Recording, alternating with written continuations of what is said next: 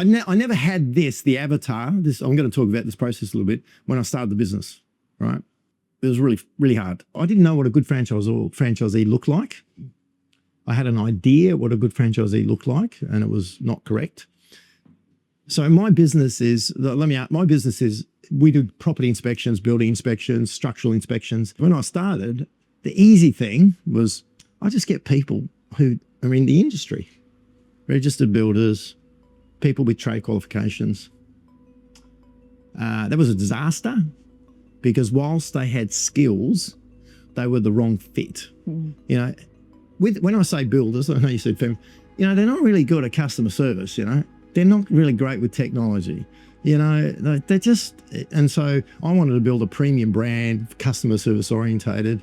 And I had a process, you know, that I found they were untrainable because they knew everything. You know, they'd say, oh, I don't need to do that. So then what I had to do, which was really hard, is I had to build a training system so I could take anyone to it and train them. Yeah. So if someone can come in and, like, we've had people come in and they've come, I've got accountants, IT guys from any background, but the training, I've got a 300-hour online training platform. We take them on site, we do this, we check. So we built this training system because the reason that was important is if you're franchise, you need a particular skill set, right? You got to think about this, right? Let's say I need builders. This is the general population, right?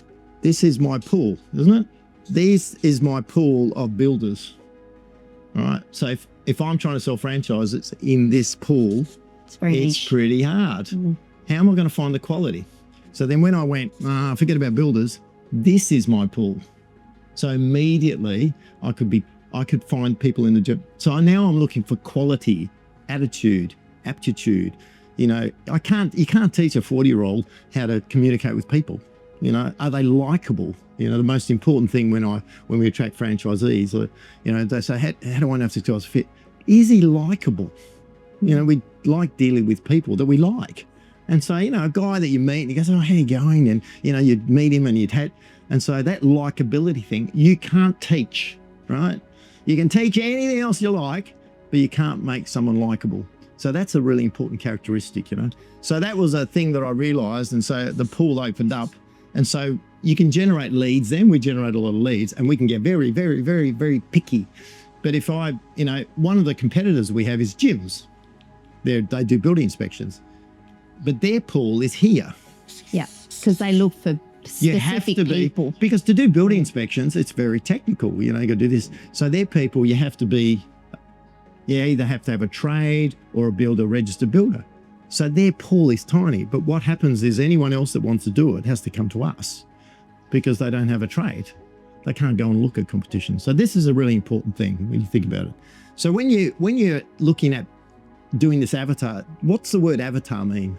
The word avatar is, I guess the way I look at it is, and when I look at that it's like I was the first franchisee when I started I did inspections and I started doing it.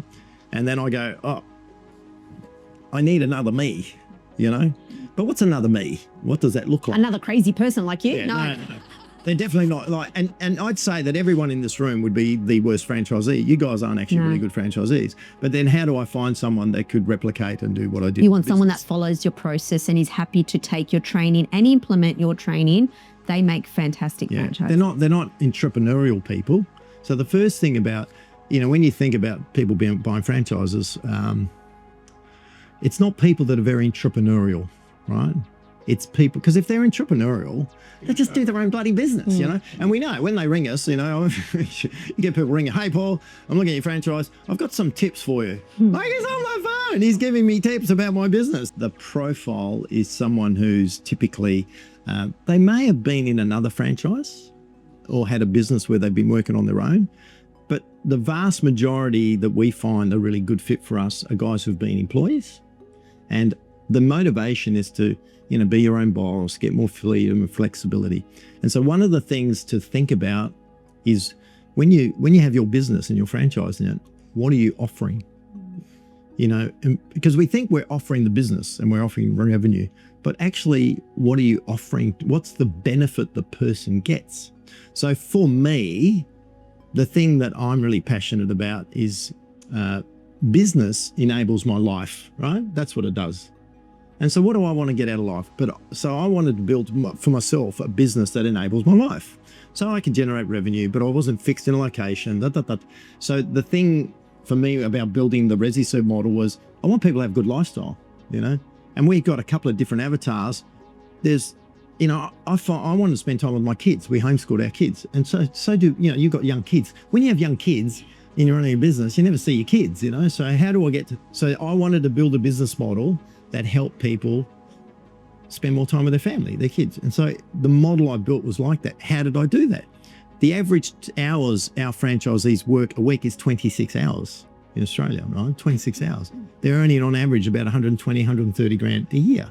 So the promise for them, the offer to them was, if you work with us, it's a great business and you do inspections, but it's actually the outcome in their life. Yeah. So that they can earn reasonably good money, but they have control over their time. So the business model allows that, and they can achieve the outcome. And so the thing to think about your business model is, what's your offer to your franchisee? If you think the offer is a business where they make money, it's not enough, Yeah. right? It's not enough. You've actually got to think beyond that.